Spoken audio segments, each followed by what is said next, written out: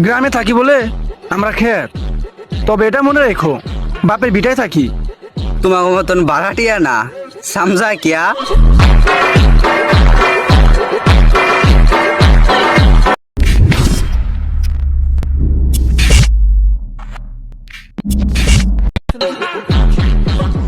গ্রামে থাকি বলে আমরা খেত, তবে এটা মনে রেখো বাপের ভিটায় থাকি। তোমার মতন বাড়াটিয়া না, সমঝা কিয়া?